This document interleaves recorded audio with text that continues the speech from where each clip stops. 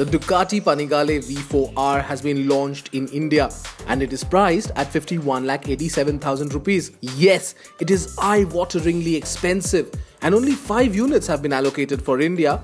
But should you be a motorcycle enthusiast and also have really deep pockets, then the Panigale V4 R should be on your motorcycle shopping list. For bookings made before November 30th, 2018, deliveries will commence in the first quarter of 2019. For all those made after November, deliveries will begin in the second quarter of next year. The Panigale V4 R gets a 998cc V4 Stradale R engine which meets the WSBK homologation rules. The engine makes a whopping 221 brake horsepower and 111 Nm of peak torque, while being paired to a 6-speed manual gearbox. Bookings are now open across all Ducati dealerships in India.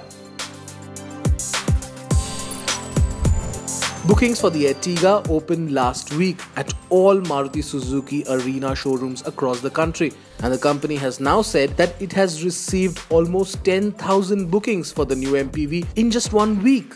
According to several dealers across India that carandbike spoke to, waiting period for the Maruti Suzuki Ertiga stretch from 2 to 3 months depending on variants and color options. The booking amount for the new Ertiga is 11,000 rupees, and dealers say that there is a clear skew towards the petrol engine variants as compared to diesel options.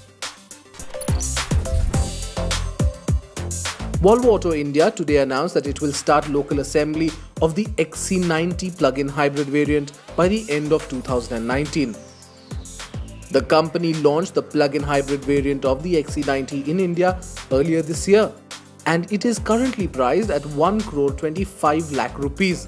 It was in late 2017 that Volvo started assembling the XC90 in India and followed it up by assembling the S90 at its Bengaluru plant.